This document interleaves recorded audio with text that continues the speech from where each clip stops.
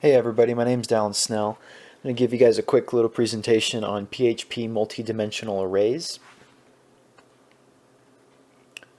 My PowerPoint will work. There we go. Okay, so quick refresher on array basics.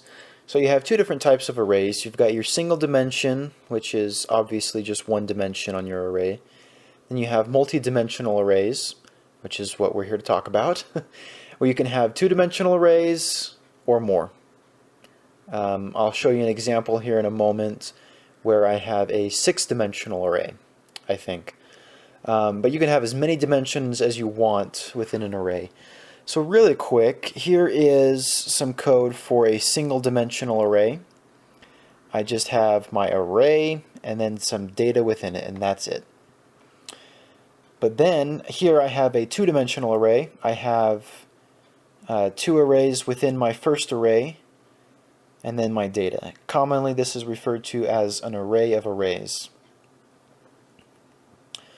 So here, this is kind of a contrived example that I made. Personally, I would never nest arrays this far down. I would use either an object or a database at this point. But for the sake of the presentation, I wrote it. So this is the one I think it's 6 dimensions. I'll show you in a second why I think that is. But it's all stored in the phone's variable. I can put that all on one line if I wanted, but it's easier to read this way. So this is how my contrived array would be displayed if I'm looking for the megapixels of the third camera on the back of the iPhone 11 Pro. So here's how I get there. So we have zero-based arrays in PHP. And so if I want this second array here within the first one, I would have to use indice 1. So I'd have 0, 1, and then I want to get to the iPhone 11 Pro. So again, I want the second one. There's 0, here's 1, and then I want all the way down on the camera, so I'm going to do index 4, which will take me 0, 1, 2, 3, 4. Then I want to get to the back camera, 0, 1, 2, and then the third camera on the back, 0, 1, 2, 3, and then to get me to the megapixels, 0, 1. I actually ran this code and it works. I have since deleted the code, so I can't show you guys this actually running, but I have a different example, so it's okay.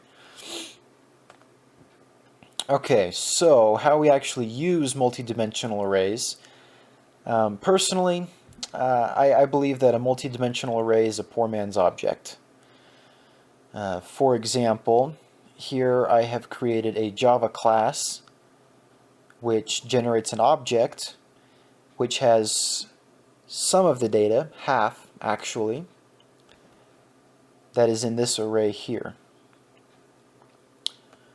So this object I didn't actually create the way I would really make an object because I've initialized static data here.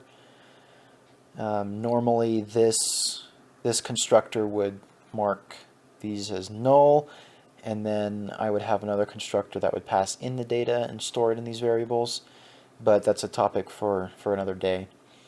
So I'm going to go ahead and switch here.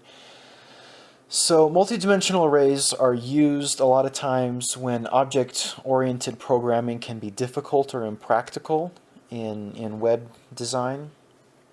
In fact, I don't believe that you really see object-oriented programming a whole heck of a lot in web design.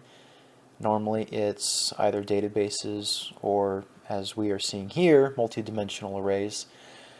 The multidimensional arrays are also really useful when you're trying to store data in an exportable format.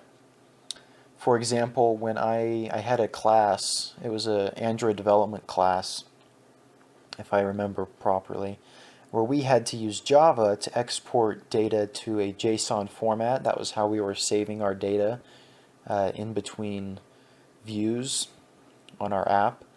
And so we had to put it into an array There's actually a key value array, which we're learning about this week and last week, to where I could actually save that in the JSON format. And along with that, and in the example that I showed with my 6-dimensional array, you can actually store the properties of data in a multi-dimensional array. So now onto the example for the code actually running in the browser. So this is a 2-dimensional array that I have created. It's all defined within PHP, and I'll show you the code in the file itself here in a moment.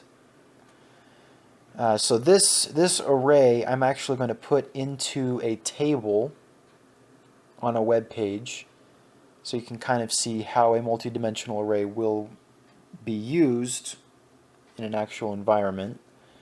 This is the code that will take the multi-dimensional array and format it as a table and then display it on the web page.